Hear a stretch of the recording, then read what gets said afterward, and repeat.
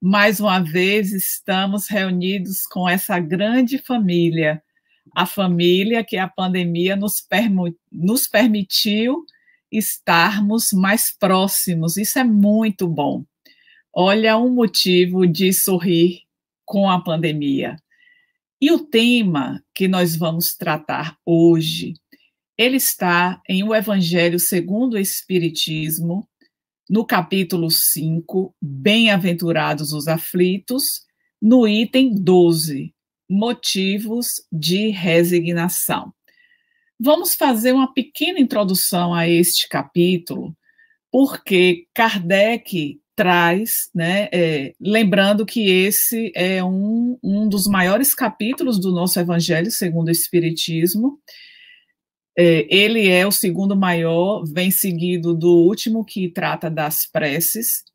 E Allan Kardec, ele traz uma das bem-aventuranças apresentadas por Jesus, lembrando que nós temos nessas bem-aventuranças nós temos duas maneiras de interpretar, porque em alguns nós vemos bem-aventurados os aflitos, porque serão consolados, e bem-aventurados os que choram, é uma outra maneira, de estar interpretando, porque serão consolados. Então, ou choram ou aflitos, mas ambos serão consolados. Quando nós falamos de aflição, falar de aflição é nos lembrar de algum tipo de sofrimento. Mas antes de adentrar nessa seara, porque sofre, porque a resignação, nós vamos estar recordando o mundo que nós habitamos, planeta Terra. Dentre a apresentação que os espíritos fizeram para nós dos diferentes mundos, Allan Kardec apresenta muito bem em o capítulo 3, Há Muitas Moradas na Casa do Meu Pai, que ele transita nessas moradas dos mundos primitivos aos mundos celestes. Nesse trânsito, que para sair de um mundo primitivo, chegar ao mundo celeste, nós haveremos de atravessar milênios, mas nesse caminho nós adentramos ao mundo de provas e expiações, que é o mundo que vivemos no planeta Terra. Ainda neste mundo, lá nesse capítulo 3, Allan Kardec está nos falando que neste mundo há predominância do mal. Ou seja, se vivemos em um mundo que é de provas e expiações e ainda predomina o mal, nós precisamos compreender que todos aqueles que estamos mergulhados neste mundo que somos nós, temos algum tipo de mal. Podemos já ter alcançado um patamar mais avançado nesse contexto do mal, que ele fica apenas no pensamento. Nós já tomamos consciência de que não devemos mais praticar aquele tipo de ação que consideramos que ela foge à recomendação às recomendações do Evangelho de Jesus e da doutrina espírita. Porém, o próprio Allan Kardec, nos situando neste planeta de provas e expiações, fala de que há em nós ainda, porque nós estamos nesse planeta, o bem, ele tem os seus rudimentos, ou seja, se o mal ele predomina sobre o bem, isso significa que, fazendo mal, nós vamos ter um sofrimento. O que é que este tópico, motivos de resignação, está a nos convidar? Nós temos dois caminhos que são muito claros diante do sofrimento. Esse sofrimento que, por exemplo, pode se apresentar quando nasce na minha família uma criança que tem algum tipo de deficiência, de dificuldade. Digamos que ela venha cega, surda, muda, com algum tipo de paralisia. Isso é gerador de sofrimento. Então, diante deste sofrimento, qual vai ser a minha reação? Nós exemplificamos com algo que vem do nascimento, mas nós podemos estar com a nossa vida tranquila, sem maiores dificuldades, de repente surge um desemprego. E aí, esse desemprego vai estar gerando um sofrimento. Como eu devo me comportar perante esta condição que chega à minha existência? Aí é que advém essa grande virtude que se chama resignação. Porque diante do sofrimento, eu tenho duas alternativas. Ou eu compreendo que o meu pai, ele é justo, e por conta da sua justiça e da sua bondade, nada vai estar acontecendo do acaso. Então, se eu carrego esta compreensão, eu vou transitar por aquele sofrimento, por aquela dificuldade, com esta compreensão de que tem um propósito aquela esfera acontecer na minha vida. Ou eu vou me revoltar.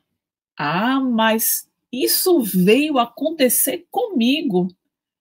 Quando eu trago esse tipo de questionamento, é como se eu estivesse livre de passar por qualquer tipo de dissabor. Aí vamos lembrar de Jesus. Jesus que esteve junto a nós há mais de 2000 anos. E que exemplo de resignação foi Jesus. Vamos lembrar que na época que Jesus esteve aqui, ele veio trazer este exemplo frente a uma sociedade que era muito materialista, muito capitalista, que é uma reprodução do que nós vivemos hoje. Se formos fazer um levantamento na América, Brasil e Estados Unidos, nós somos uma sociedade capitalista, materialista.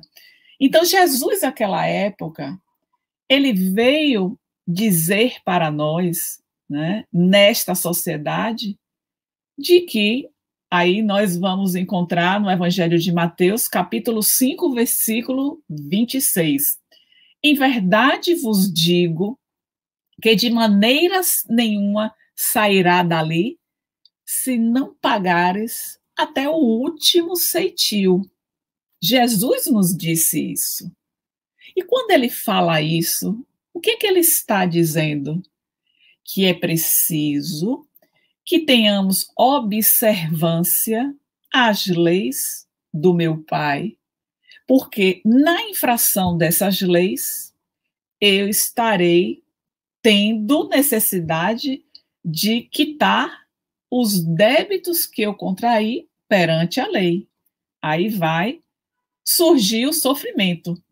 Mas muitas vezes, aí nós voltamos um pouco neste capítulo 5, Bem-aventurados os aflitos, quando Allan Kardec vai tratar a respeito das causas anteriores e causas atuais das aflições. Quando nós pensamos nas causas atuais, em algumas circunstâncias vem aquela reflexão: se eu não tivesse escolhido aquele caminho, não teria acontecido isso comigo. Ou se eu deixasse de tomar aquela atitude, isso não teria acontecido. Ora, cada um de nós tem o seu livre-arbítrio. Então, nós podemos escolher por onde queremos transitar. E aí vamos, depois de ter acontecido, eu ficar com esse tipo de reflexão: se eu não tivesse feito, se eu tivesse feito, não teria acontecido, teria acontecido? Já aconteceu. Então, não adianta ficar retrocedendo àquilo que já aconteceu, e sim buscar, diante daquilo que foi uma escolha minha, de que maneira eu posso estar ressignificando a caminhada. Porque se, por exemplo, eu não adoto hábitos saudáveis de vida, eu vou ter consequências para a minha saúde. E aí eu estou o tempo inteiro fazendo coisas que são deletérias para a saúde. Depois que eu adoeço, vem na minha mente, ai meu Deus, como eu não pensei antes, como eu não busquei as recomendações, como... E aí vão os questionamentos, né? O porquê disso, o porquê daquilo, o porquê eu fiz, porquê eu deixei de fazer, mas já aconteceu.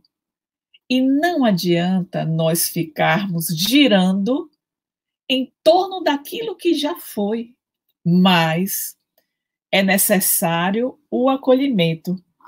E aí nós vamos percebendo que, diante deste sofrimento, há inclusive uma série de questionamentos que o próprio Evangelho segundo o Espiritismo, neste capítulo do Bem-aventurados os aflitos, o capítulo 5, nós encontramos lá.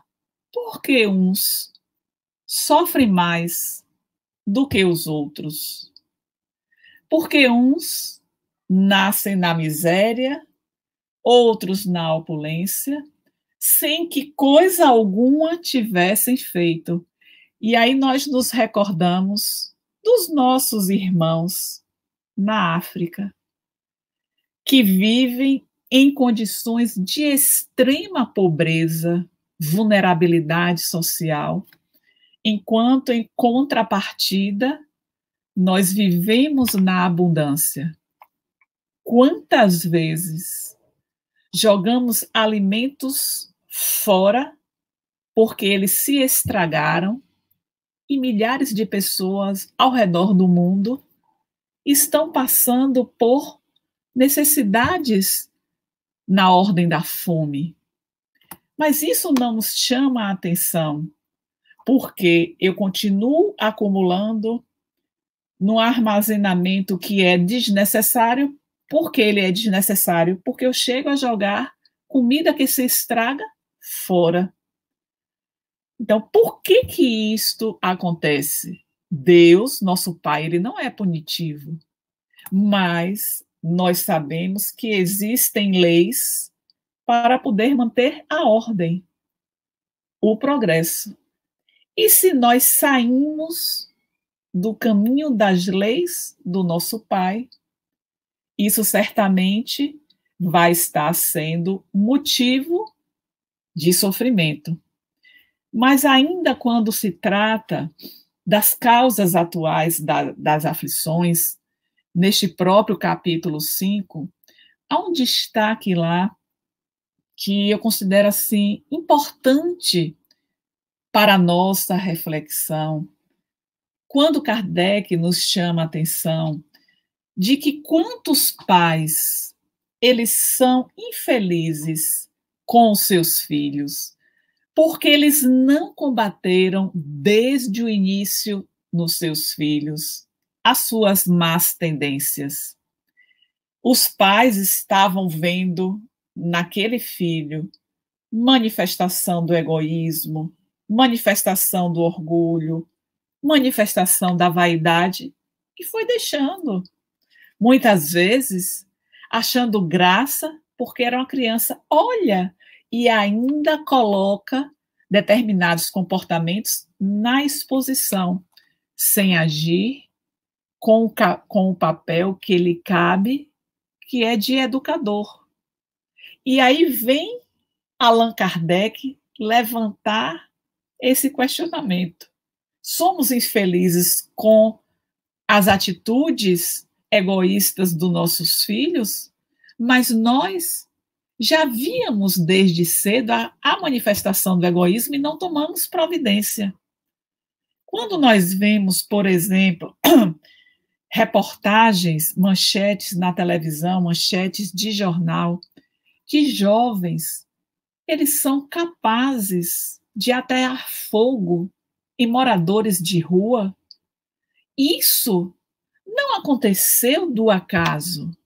Aquele instinto já vem acompanhando aquele ser que nos foi confiado para o processo de amadurecimento. E o que nós fizemos naquela fase?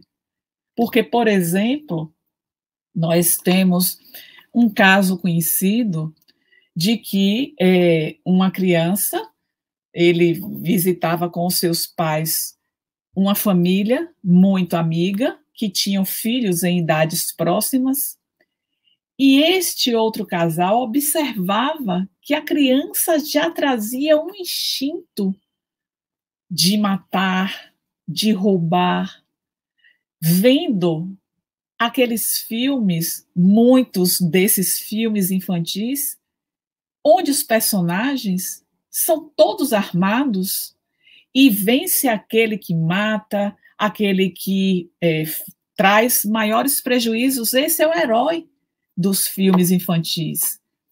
E aquilo foi sendo observado, mas os pais, eles achavam graça quando o menino imitava uma arma e dizia: vou matar, vou matar.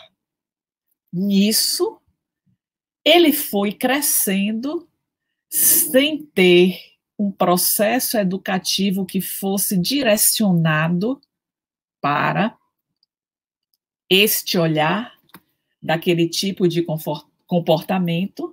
E o que fez este menino, jovem, ele atirou para matar e está preso. Então, é momento de sofrimento para um pai, para uma mãe que vê um filho preso? É óbvio que temos esse sofrimento, mas onde está a causa? A causa, em parte, ela reside na presente existência, como Kardec nomina causas atuais das aflições, exatamente porque não se reconheceu, ou se porventura tenha detectado, achou que não precisava de algum tipo de consideração e foi deixando. É aquela criança que nós observamos, existe uma fase infantil que, de fato, a caracteriza muito do apego às suas coisas, ela não quer dividir, mas depois essa fase passa. Mas se nós observamos que esta fase, ela permanece, ela perdura, ela é difícil de deixar de existir naquele comportamento infantil, tem algo que precisa ser modificado, trabalhado. E como nós estamos nesta observação, atentos a esses detalhes, para poder estar trabalhando e não ocasionando no futuro um sofrimento para nós. Porque ainda falando de sofrimento, nós não vamos entender que todo sofrimento ele é uma expiação. Allan Kardec, inclusive, nos coloca isso em O Evangelho segundo o Espiritismo, no livro O Céu e o Inferno.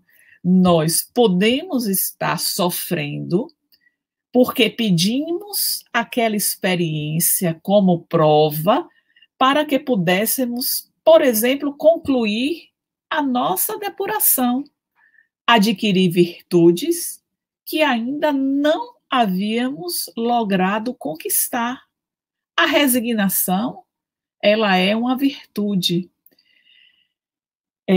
Quando nós pensamos também na resignação, não podemos deixar de recordar que no próprio Evangelho segundo o Espiritismo, nós encontramos no capítulo 9, o item 8, que é intitulado Obediência e Resignação, escrito pelo Espírito Lázaro no ano de 1863, quando ele escreve algo que é profundo e tocante, que a resignação é o consentimento do coração. E há necessidade de entendermos que quando nós falamos desta compreensão de que se estamos vivenciando aquela dificuldade, aquele conflito, aquele dissabor, é preciso entender a necessidade daquele momento para o nosso avanço, para a nossa libertação. Isto não significa que eu vou me acomodar, que eu vou cruzar os braços. Digamos, eu chego para o meu trabalho e eu sou notificada de que a partir de amanhã eu não preciso mais voltar para trabalhar, eu estou sendo desligada da empresa. Quando eu tomo conhecimento disso, eu vou pensar, eu estou passando por isso, porque eu tinha necessidade de passar. Claro, é uma experiência necessária, mas essa experiência não está dizendo a nós que eu vou ficar dentro de casa e não vou me movimentar em busca de uma nova colocação no mercado de trabalho. Então, a resignação, ela é uma virtude que nos convida ao movimento, nos convida a não estarmos de braços cruzados. Ela nos faz um convite ao acolhimento. O que é este acolhimento da resignação? É justamente nós compreendermos as circunstâncias que fazem parte do processo evolutivo individual, porque até no nosso processo evolutivo nós temos pendências que dizem respeito ao nosso ser individual, espírito imortal que somos, mas também nós temos pendências que dizem respeito ao coletivo, à sociedade, porque eu posso lesar a mim, ao outro e ao conjunto que é a sociedade. Exemplo, eu sou funcionária pública. Se eu desvio recursos do poder público, eu estou ocasionando uma dívida perante a sociedade, porque o recurso público ele deve ser destinado ao usufruto da sociedade. Por isso que nós pagamos os nossos impostos. Então, qualquer prejuízo que eu venha causar ao poder público, eu estou contraindo um débito perante a sociedade. Aí nós vamos ver em causas anteriores das aflições por que nós atravessamos pelos flagelos destruidores. Qual é a necessidade? Allan Kardec coloca muito bem em O Livro dos Espíritos, na parte 3ª das Leis Morais, a respeito dos flagelos destruidores, que é justamente esse momento que nós estamos vivendo de uma pandemia que está causando, né, na humanidade, em todos os continentes, essas mortes coletivas, mas esses flagelos destruidores que também se apresentam através dos desastres da natureza. Então, quando nós observamos a ocorrência desses flagelos destruidores, é o coletivo que está saldando o seu débito perante a sociedade. Mas nós nos recordamos também quando se fala de que nós temos uma dívida, a resignação, ela nos faz um convite para entender que são ditosos os que se quitam, motivos de resignação, ou seja, aquela dor que está me fazendo neste momento um convite, seja qual for a ordem, o segmento, a instância que ela está se dando na minha vida, na sua vida, na vida da nossa família, da coletividade, Nós precisamos, de fato, ter este entendimento de que eu estou me libertando. A minha família se liberta quando nós estamos vivenciando um processo que é de sofrimento para aquele núcleo. Uma criança que nasce com algum tipo de dificuldade, de deficiência, que vai, inclusive, acompanhá-la para o resto da sua vida. Então, são essas condições que não são fáceis. Aí nós nos recordamos do próprio Evangelho segundo o Espiritismo, quando nós temos no item 7 do capítulo 9, Espírito amigo dizer: a vida é difícil, bem eu sei. Nós sabemos, por relato, no livro Joana e Jesus, que um espírito amigo é a benfeitora Joana de Ângeles. E quando ela vem tratar desse tema, a paciência, ela se coloca num lugar que ela própria viveu. Ela afirma: a vida é difícil, bem eu sei. Ela não está se colocando fora da dificuldade da vida. Ela vivenciou isso em variadas experiências reencarnatórias. Lembrando como Joana de Cusa, que marido, que companheiro ela conviveu, que não lhe dava atenção, e ela busca Jesus querendo abandonar o seu lar. E o que Jesus diz: não é a hora. Então, são essas experiências de dificuldade, dificuldades, de apreensões, que a vida está a nos convidar a sermos. Quando nós falamos resignados, nós podemos usar uma expressão que a psicologia traz, que é resiliência. Nós precisamos acolher e não se revoltar. Por quê? Eu mereço passar por isso. Quando nós trazemos, levantamos este tipo de questionamento, é como se nós tivéssemos o privilégio em relação a todos os nossos irmãos em sofrimento, como se eu merecesse não passar por aquela experiência.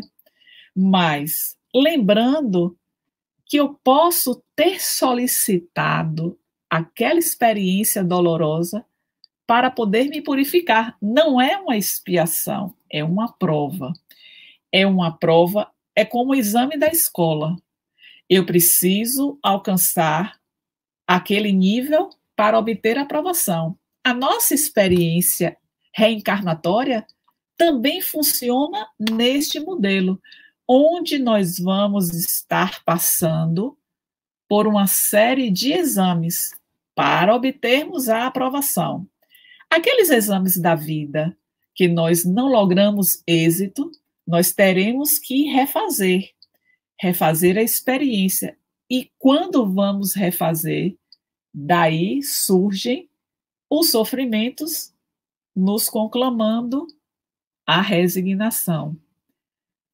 Quantas vezes, já até a presente data, atravessamos situações que nos fez esse convite? E aí, olhando para trás, dessas mais variadas experiências aflitivas, quantas delas eu posso dizer com firmeza, com segurança: nesta eu fui aprovada, naquela outra eu de fato me mantive resignada, mas esta eu ainda não consegui lograr êxito. Se eu tenho este reconhecimento, eu preciso investir no propósito de mudança para que eu não continue a cair diante de experiência semelhante. Há um caso muito interessante no livro Estante da Vida, capítulo 32, intitulado Doentes e Doenças. Este livro foi psicografia do nosso Chico Xavier através do Irmão X, capítulo 32. Fala, né, o Irmão X, junto com um conjunto de espíritos, eles vieram a um determinado hospital aqui na Terra fazer algumas visitas. E destaca, neste capítulo, 4 pessoas que estavam internadas e que eles vão numerar, e que ele vai numerar de 1 a 4. E aí sai trazendo algumas informações sobre cada um destes pacientes. O paciente número 1, ele estava passando por um quadro de dispneia, um quadro importante, e ele dizia, naquele auge da sua falta de ar, elevando os seus pensamentos: curai-me, eu vou fazer o que tiver ao meu alcance. A partir de agora, o meu ideal é servir.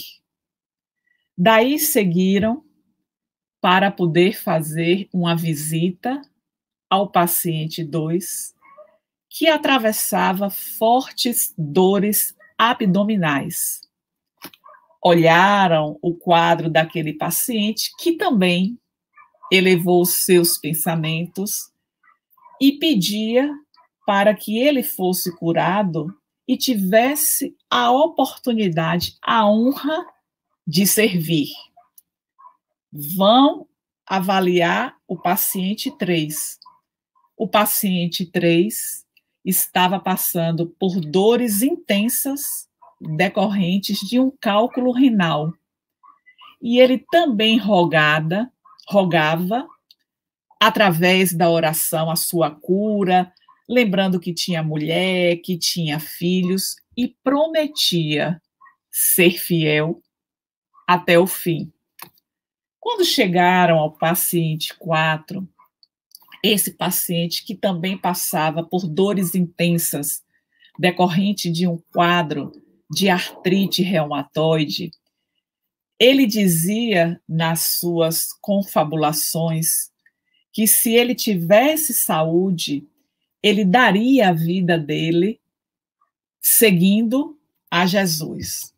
Então, após esta observação do irmão X, com aquele grupo de amigos espirituais que vieram em socorro àquele hospital, eles se prepararam para poder oferecer os fluidos que pudessem trazer para aqueles doentes aquilo que eles solicitavam.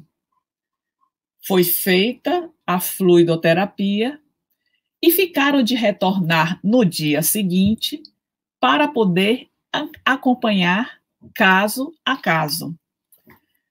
Observando o paciente 1, que não tinha mais qualquer quadro de dispneia, observou-se que ele estava um pouco exasperado, dizendo: como pode o meu irmão, que ficou de vir me visitar na véspera, não ter vindo, eu ter ficado aqui só?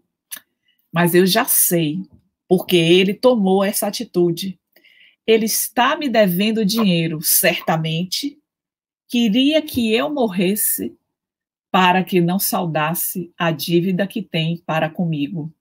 Mas deixe ele estar, ele que me aguarde.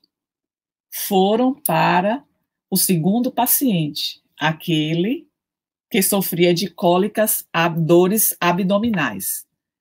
Ao se deparar com aquele doente, ouviu-se dizer, ele falar: oração? Eu orar? Para que orar? Eu preciso é que me deem alta para que eu possa ir para casa. Foram para o terceiro paciente. Quando chegou até ele, algum profissional havia feito a pergunta a respeito da religião. A ele: religião? Para que religião?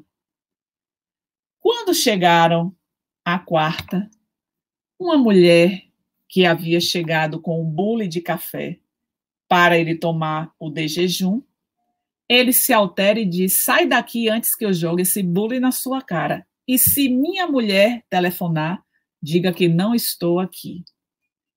Observando no dia seguinte toda essa manifestação de mudança de comportamento completamente contrária aos pleitos que eles ouviram no dia anterior, eis que se aproxima o vigilante espiritual daquele hospital e diz àquele grupo: vocês se precipitaram tentando resolver conforme o pedido de cada um.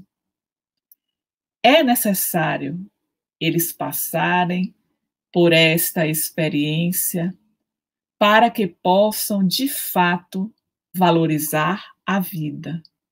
E aquela entidade foi desfazer todo o trabalho da véspera para que aqueles 4 pacientes eles retornassem à sua experiência de sofrimento.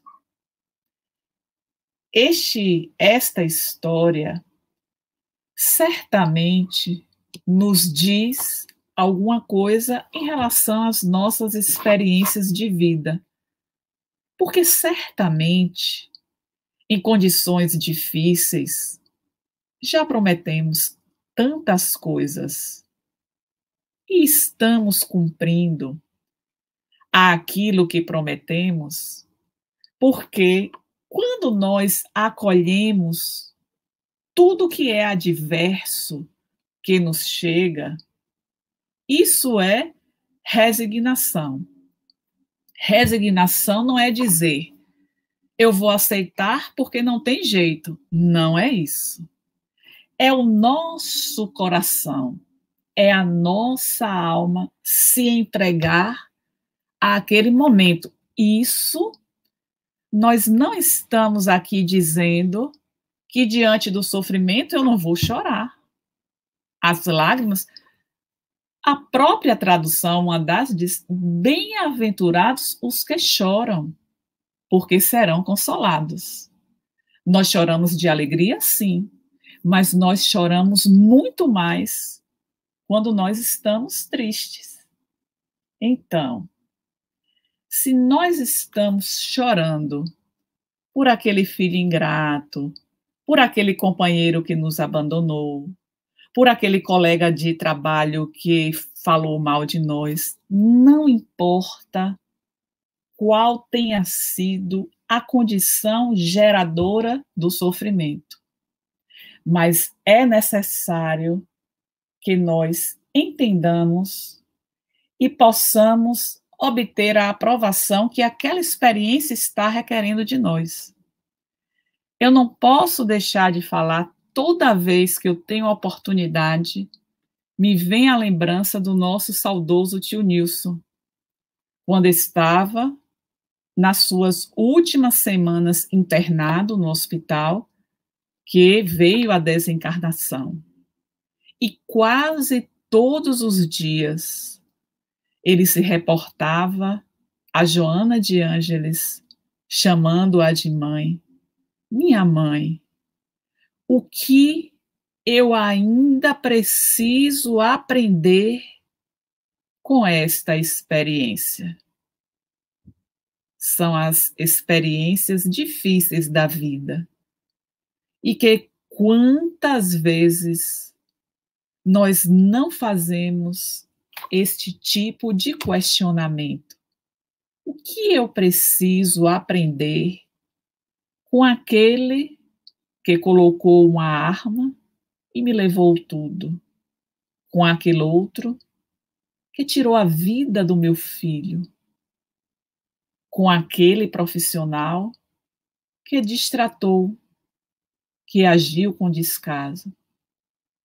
Cada um que está aqui a nos escutar sabe exatamente do que nós estamos falando. Mas motivos de resignação. Este tópico do capítulo 5 nos faz um convite a não se revoltar diante das experiências difíceis.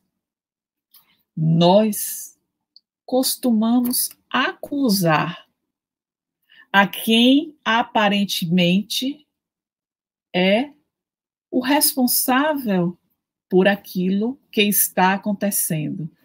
Mas o próprio Evangelho nos faz o questionamento: quem é o responsável por tudo isso que está acontecendo, senão eu mesma, mediante as escolhas que eu fiz?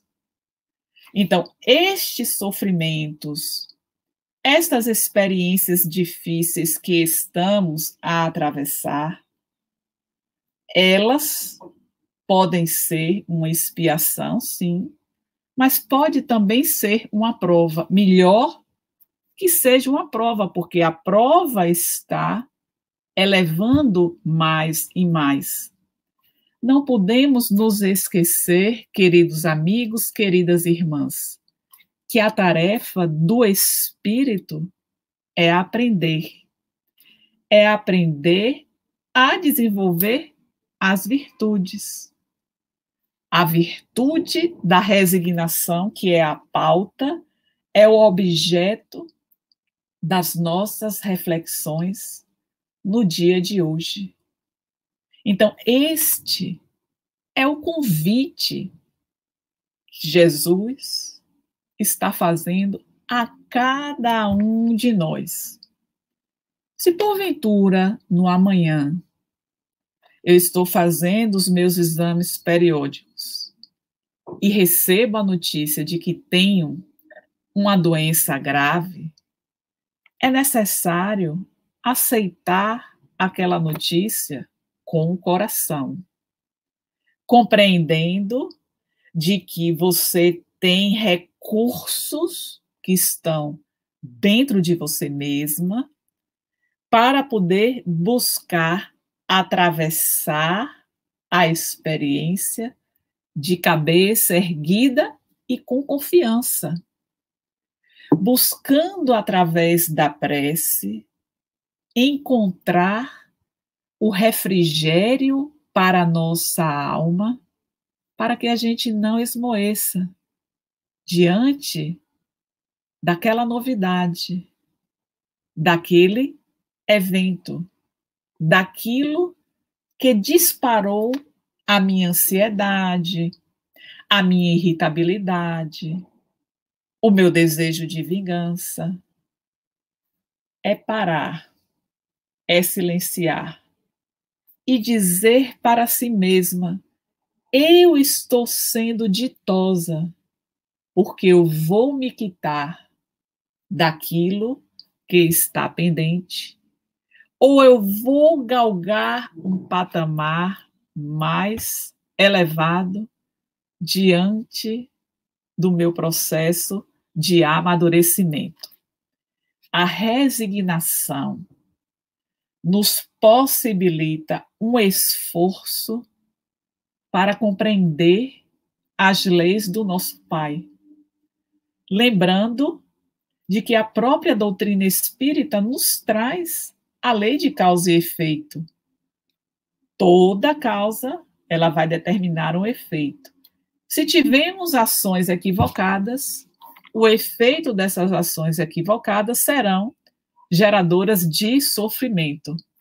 Na resignação, eu sei que eu preciso agir com calma, ter lucidez, estar tranquilo diante da tempestade, diante daquela turbulência que não é a do avião, mas é a que está se dando na minha vida.